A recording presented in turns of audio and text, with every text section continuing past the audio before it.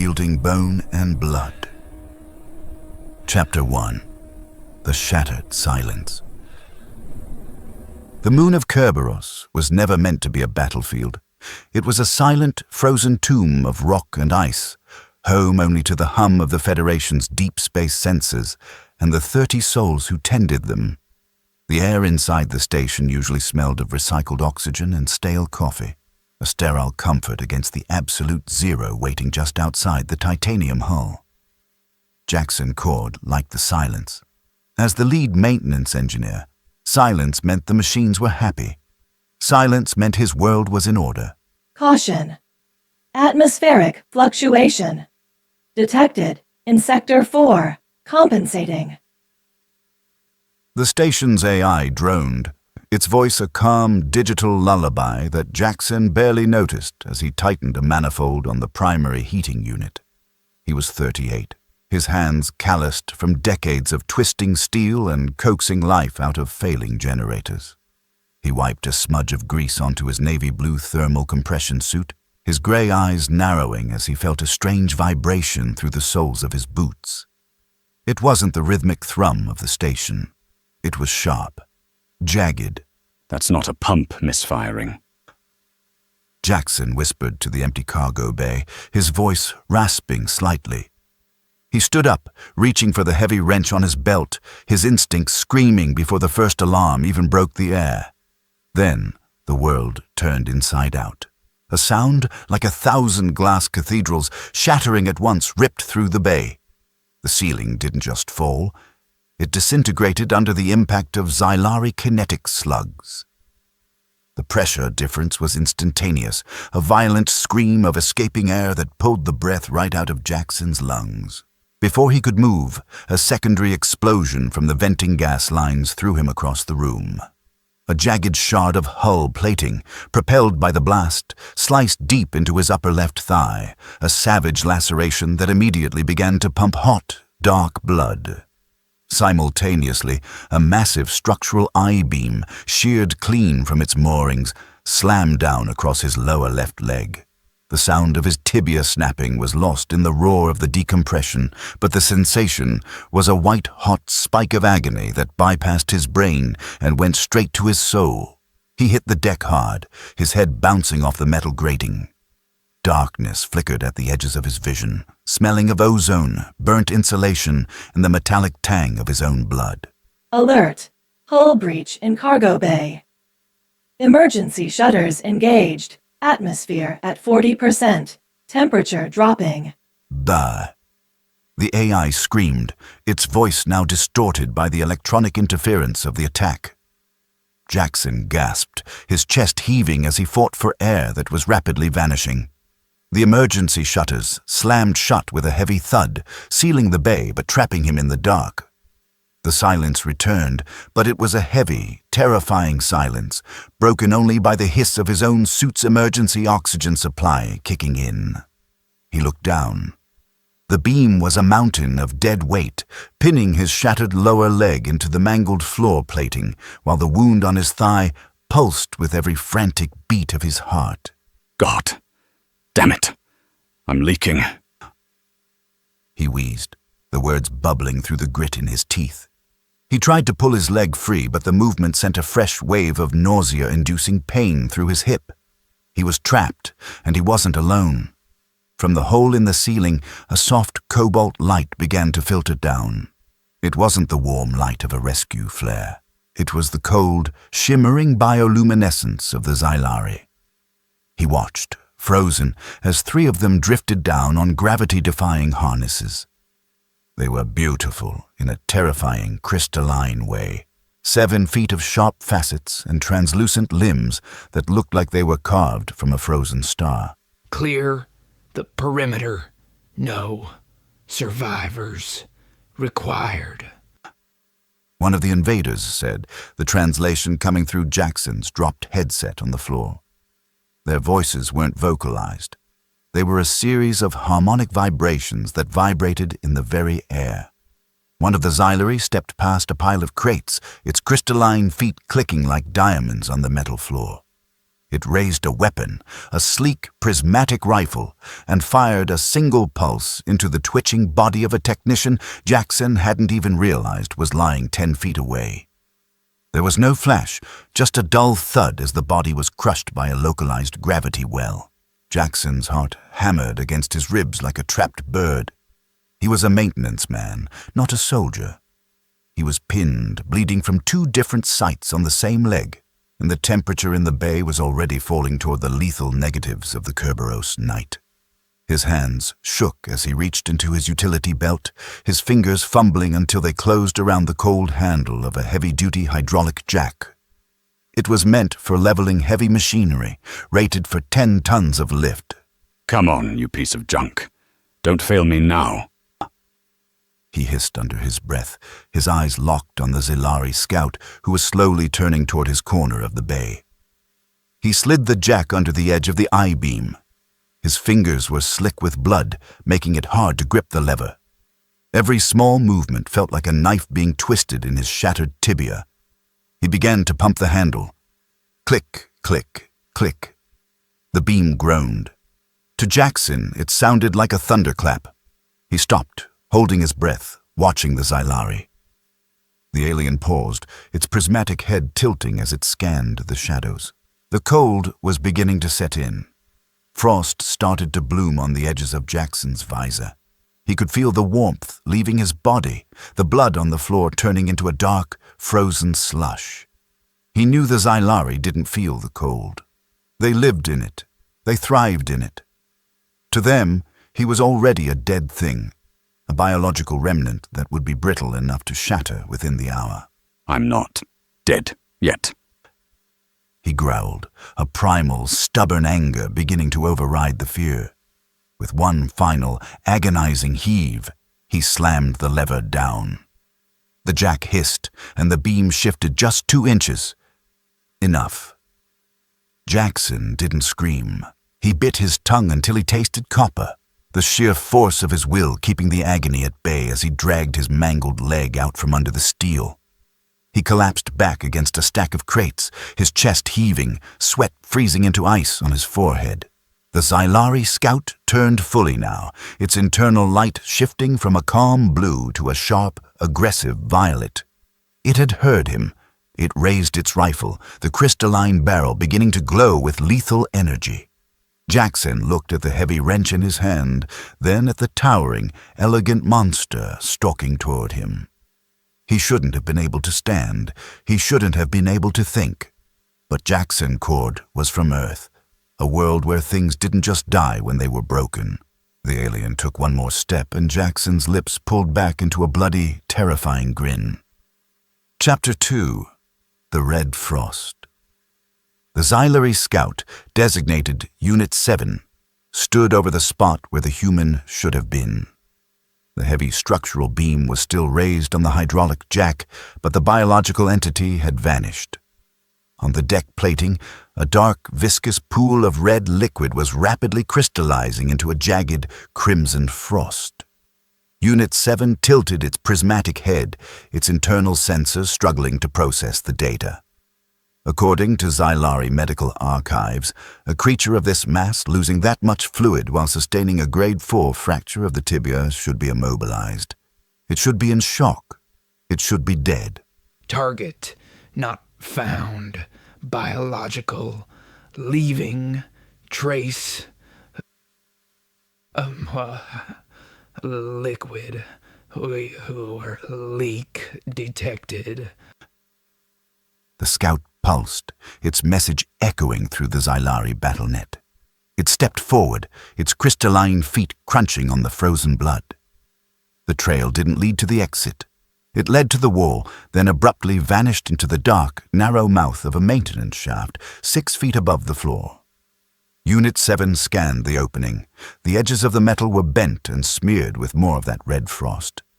The idea that a creature with a shattered lower leg would choose to climb was an irrationality, its logic. Cause could not immediately calculate. High above, inside the cramped, freezing darkness of the maintenance conduits, Jaxen Korde was fighting a war on 2 fronts, the Xylari outside, and his own failing biology inside. He was wedged into a junction where 3 pipes met, his breath coming in short, jagged gasps that puffed into white clouds inside his helmet. The air in the vents was even colder than the bay, a biting dry frost that felt like needles in his lungs. He had dragged himself 20 feet up a vertical ladder using only his arms and his one good leg, his shattered tibia screaming with every inch of movement. Focus. Jax, the tibia is just structural damage, but the thigh is a fuel leak. He whispered, his voice a wet rattle. He looked down at his left leg. The Navy thermal suit was soaked black from the hip down, the fabric of his charcoal overalls over it stiffening as the blood began to freeze. The laceration on his upper thigh was deep, a savage gift from the exploding hull plating. If he didn't seal it, he wouldn't last another 10 minutes. He reached into his utility belt, his fingers shaking so violently he almost dropped his portable welding torch. The small fuel canister was nearly empty, the gauge hovering in the red. He thumbed the ignition.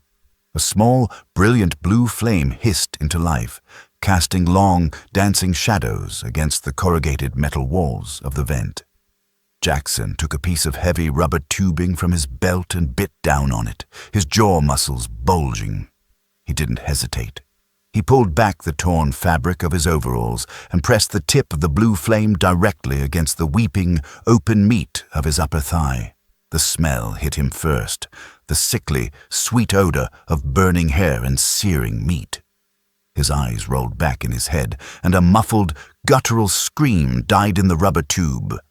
His entire body convulsed, his spine arching as the heat fought the cold in a violent, agonizing collision. For a moment, his heart fluttered, threatening to stop under the sheer shock of the pain. The darkness at the edge of his vision surged inward, promising peace, promising an end to the agony. But Jaxen didn't pass out. He couldn't. He forced himself to hold the flame until the pulsing red turned into a blackened, cauterized crust. Sealed. The leak is sealed. He gasped, dropping the torch. It clattered against the metal floor of the vent, the flame flickering out. He was shivering so hard, his teeth were clicking against the rubber, his body's last-ditch effort to generate heat. Adrenaline was flooding his system now, a chemical cocktail that turned his fear into a cold, sharpened edge. He wasn't just a maintenance man anymore. He was a pursuit predator from a world where life had spent millions of years learning how to survive the impossible. He began to crawl again, dragging his useless lower leg behind him like a broken tail.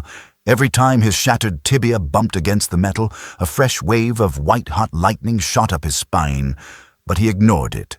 He was moving toward the primary environmental control hub. He knew the station's layout better than the AI did. He knew where the steam bypass valves were hidden. Below him, he could hear the clicking of crystalline feet. Unit 7 was directly underneath the vent. Jaxen stopped, his hand closing around the heavy industrial wrench he had carried from the cargo bay. It was a 3-foot length of solid, high-tensile steel, heavy enough to crack a manifold and more than heavy enough to shatter a Xylari. He looked through the narrow slits of the vent cover. The alien was elegant, a master of energy and light, its armor capable of refracting laser fire. But it was built for a clean war. It wasn't built for a human who had nothing left to lose but his life. The vent cover was held by 4 rusted screws. Jaxen didn't have the time to be quiet. He placed his good boot against the metal and kicked.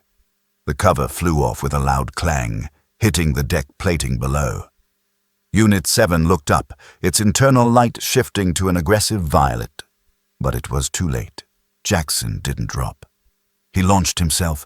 The weight of his body, combined with the momentum of the fall, turned him into a living projectile. He hit the Xylari scout from behind, his good leg absorbing the impact as they both slammed into the floor. The alien let out a sharp, high-pitched harmonic shriek, a sound of genuine surprise. Before the scout could raise its prismatic rifle, Jaxen was on top of it. He didn't use a knife. He swung the steel wrench with every ounce of his remaining strength, fueled by the rage of a dying man. The first blow caught the xylary in its central prism. A spiderweb of cracks instantly bloomed across its crystalline structure. The second blow shattered the shoulder joint, sending shards of translucent silica flying across the hallway like diamonds. Error. Biological. Force. Exceeds. Predicted. Threshold. The alien pulsed, its internal light flickering wildly as it tried to push him off with its remaining limbs. Jaxen didn't let go. He wrapped his arms around the alien's torso, feeling the freezing cold of its silica carbide skin. He roared, a raw animal sound that echoed through the empty corridors. He slammed the wrench down again and again, percussive maintenance applied to a living being until the xylary's internal light faded into a dull, lifeless gray. Jaxen slumped over the shattered remains, his chest heaving. He was covered in crystalline dust and his own sweat, which was already freezing into a layer of salt on his skin. He looked at the alien's rifle, but it was shattered, the energy core leaking a harmless blue mist. He reached out and grabbed his wrench, the metal handle slick with a mixture of his blood and the alien's fluid. 1 down, 29 to go. Jaxen whispered, his voice cracking. He forced himself to stand, leaning his weight against the wall. He needed a splint for the tibia. He needed to find the other survivors. But most of all, he needed to show these crystalline bastards that Earth didn't just produce technicians. It produced monsters that knew how to fix things by breaking them. Chapter 3. Biological Impossibility. High above the frozen plains of Kerberos, inside the sleek obsidian hull of the Xylari flagship, Commander Vol stared at the tactical display. His internal facets pulsed with a rhythmic, agitated amber light. For 3 centuries, the crystalline hegemony had expanded through the stars, their victories always calculated, always efficient. They fought wars like they solved equations. But the data streaming from the research station was illogical. Explain the discrepancy. Vol pulsed, his vibrations shaking the very air of the command deck. His second-in-command, a slender xylary with razor-sharp edges, hesitated before responding. Unit 7 is deactivated. The biological entity should be expired. Temperatures are at lethal minimums. Atmosphere is toxic, yet it persists. Vol watched the playback from a hallway camera. He saw a bipedal creature, its movements jagged and uneven. It was dragging a mangled lower leg, the tibia clearly snapped. He saw a blackened, charred patch on the creature's upper thigh, where it had somehow stopped a lethal hemorrhage. It looked fragile, a sack of water and calcium held together by thin skin. Yet it had shattered a Xylari scout with a primitive metal rod.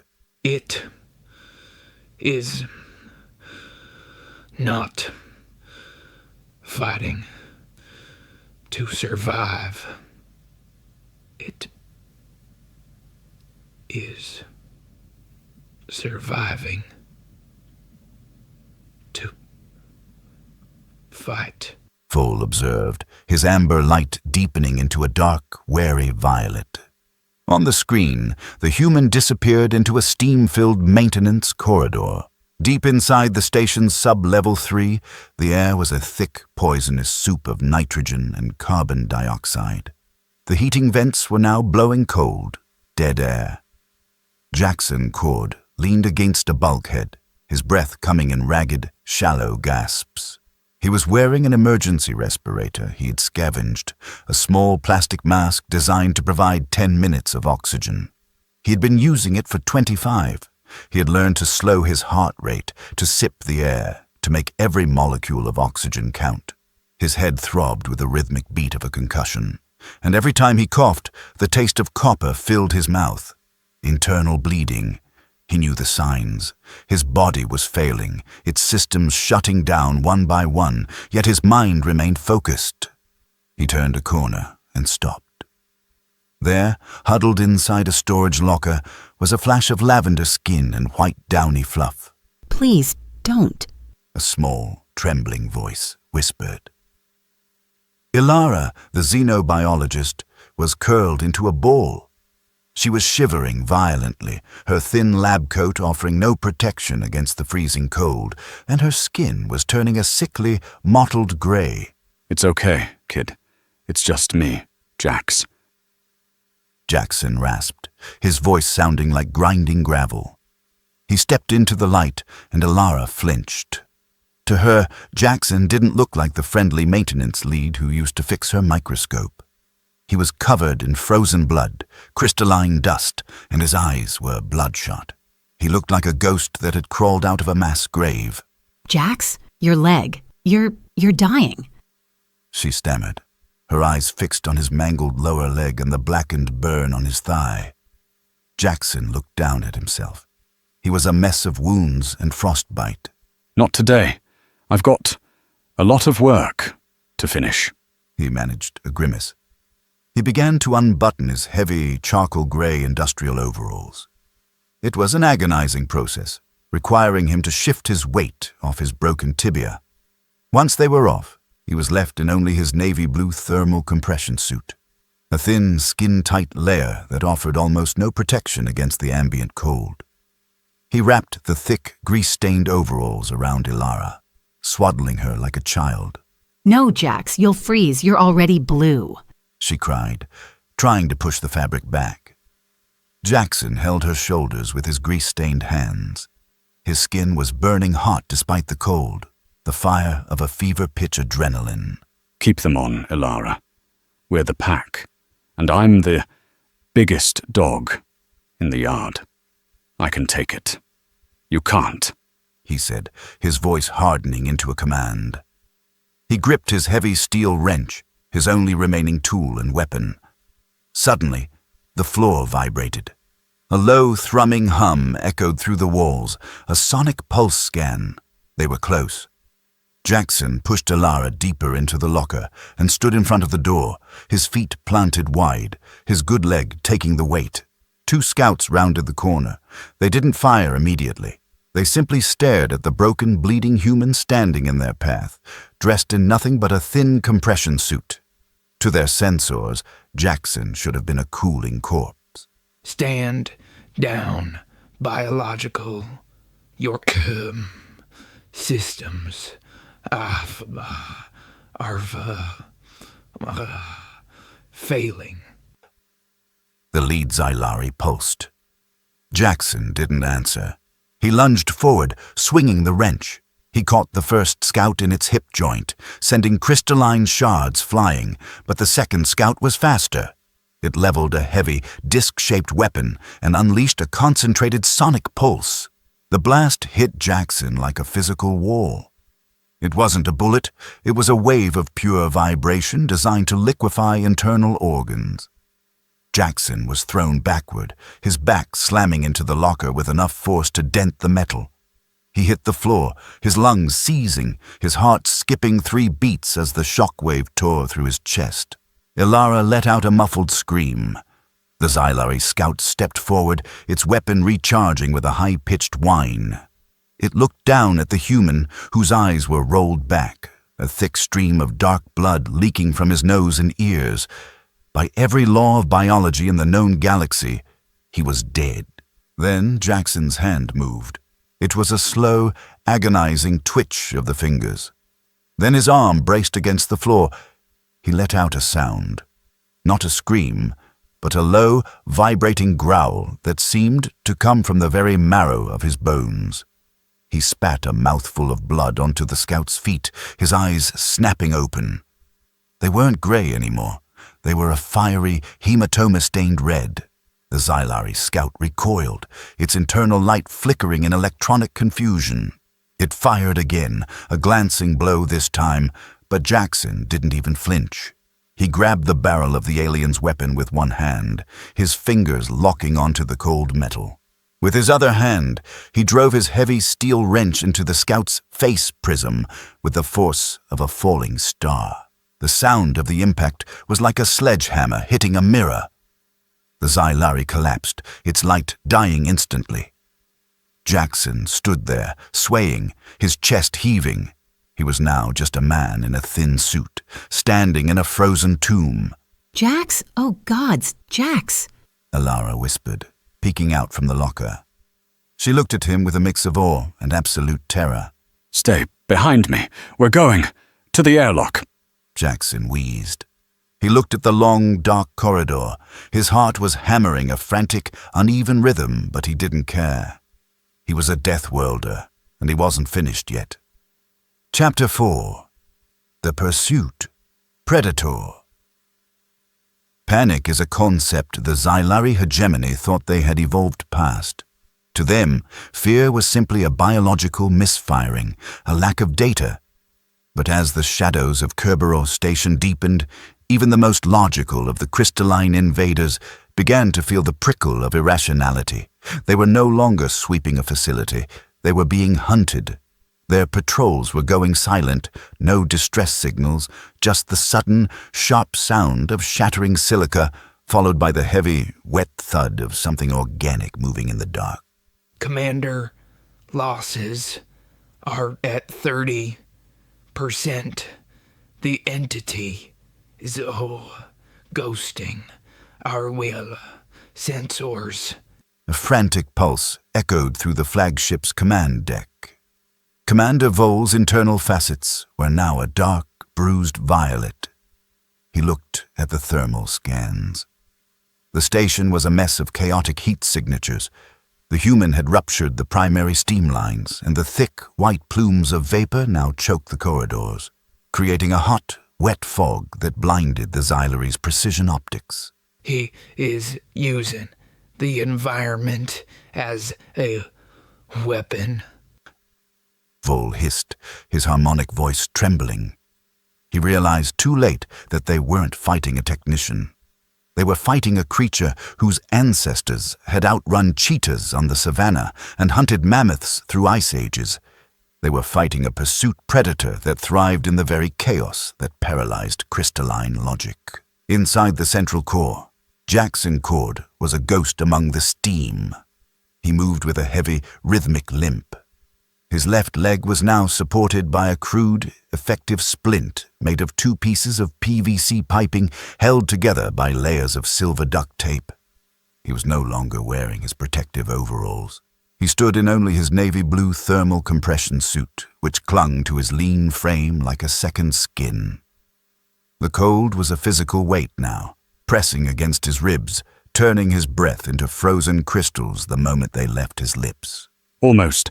There. Alara, keep your head down. Jaxen whispered. He had the young biologist tucked into a maintenance alcove near the main airlock. She was swaddled in his heavy overalls, her golden eyes watching him with a mixture of terror and reverence. Jaxen, the core, it's gonna blow. The Xylari, they're preparing to leave. They're calling the shuttles back to glass the station. Alara whispered, her voice trembling. Jaxen looked at the docking display. 3 Xylari transport ships were locked onto the station's outer hull. If they left now, they would simply glass the station from orbit to erase their failure. Jaxen couldn't let that happen. He needed those ships grounded until the Federation fleet arrived. They aren't going anywhere. Jaxen growled. He looked at the manual override for the docking clamps.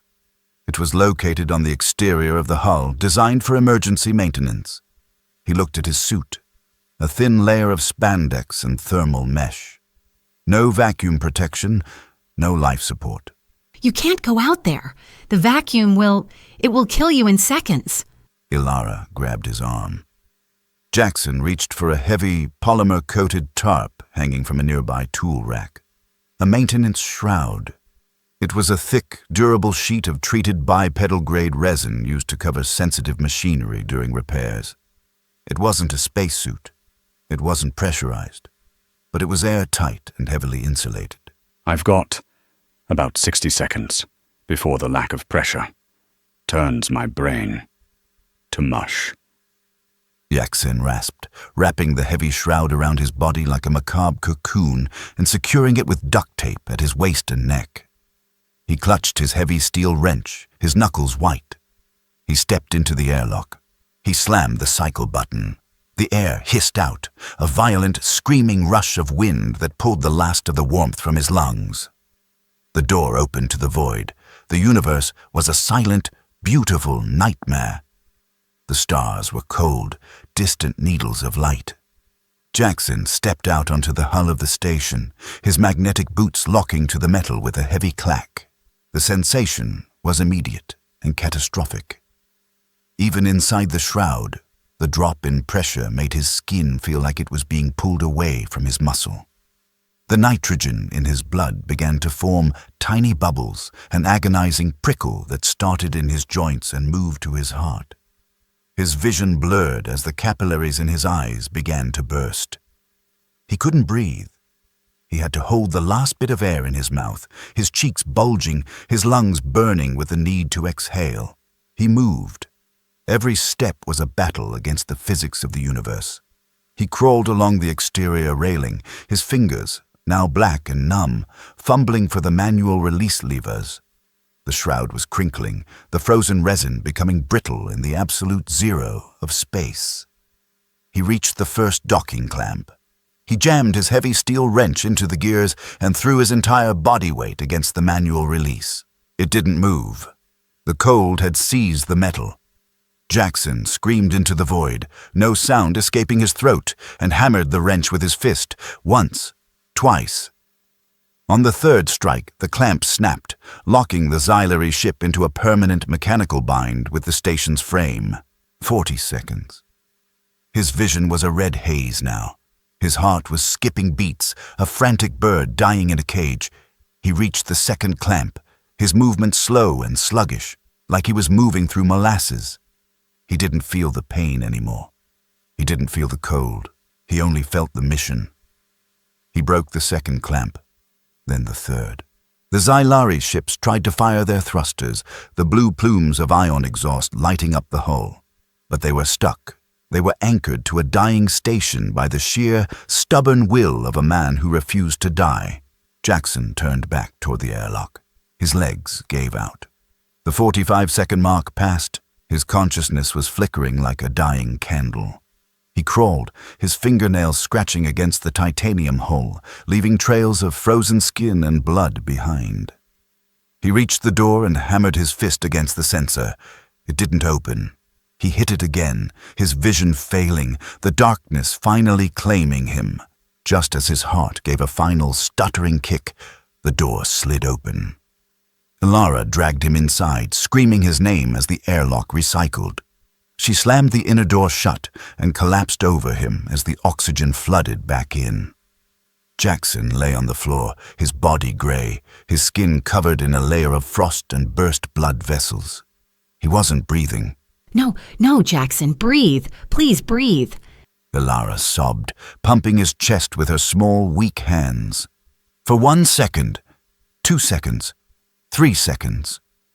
There was only the hum of the station. Then, with a sound like a drowning man breaking the surface of the water, Jaxen's lungs buckled. A massive, convulsive gasp tore through him. His heart slammed against his ribs, jump-started by a final, desperate surge of adrenaline that the human body reserves only for the edge of the abyss. He coughed, a spray of red hitting the floor, and his eyes snapped open. Did I get them? "Shh," he wheezed, his voice a broken rasp. Ilara laughed through her tears, nodding frantically. Jaxen leaned his head back against the cold metal, a terrifying, beautiful smile spreading across his frost-bitten face. He was broken. He was dying, but he was a human, and he was still here. Chapter 5.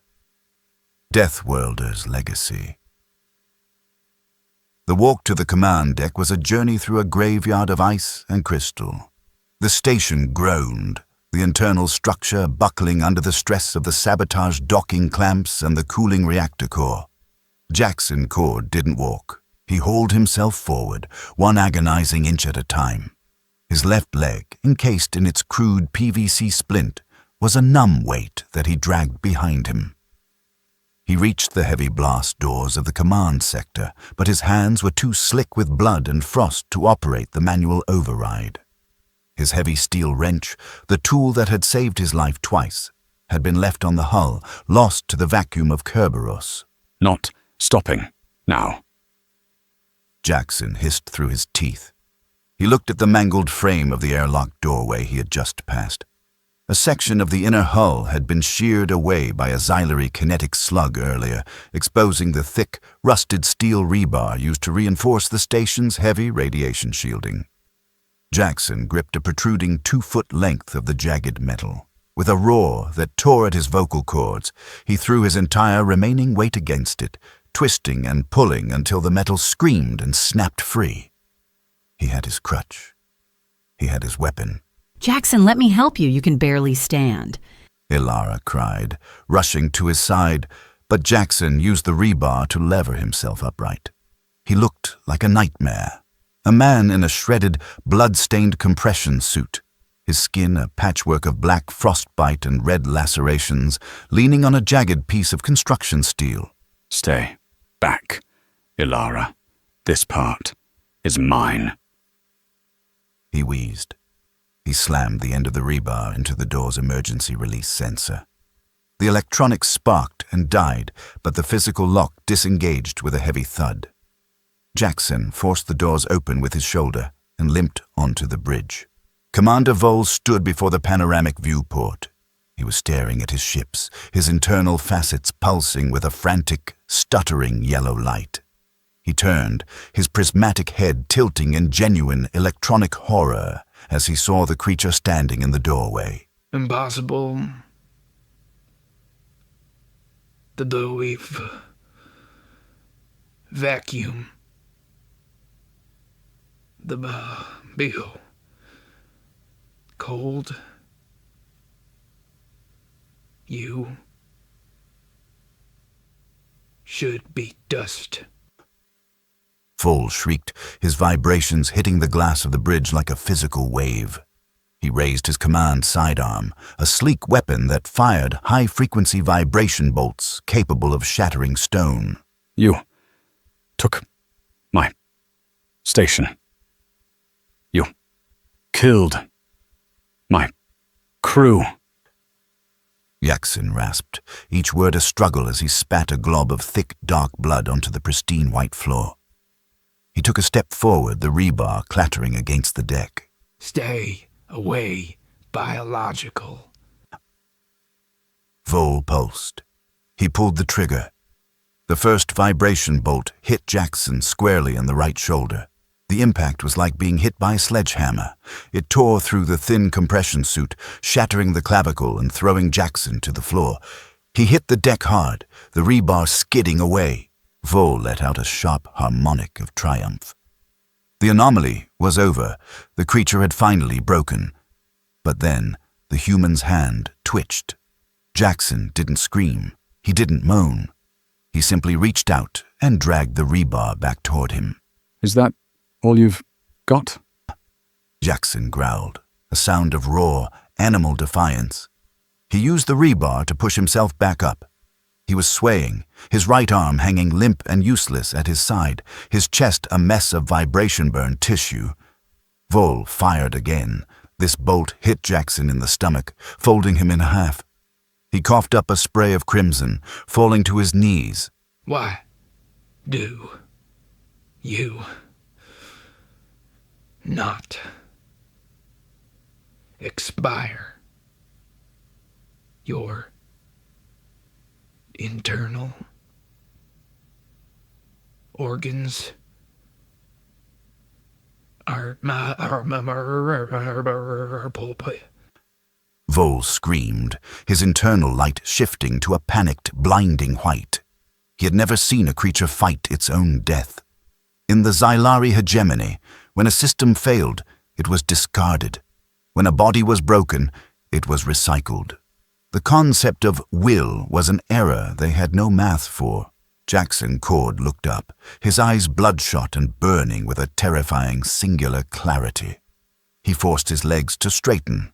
He used the rebar like a spear, planting it firmly and pulling his broken body up one last time. He was a Deathworlder. He was the descendant of people who had survived plagues, wars, and the crushing weight of their own history. He didn't know how to stop. Because we don't quit. We just get meaner. Jaxen whispered. He lunged. It wasn't a graceful movement. It was a desperate, final surge of kinetic energy. He drove the jagged end of the rebar into the center of Vol's featureless face prism.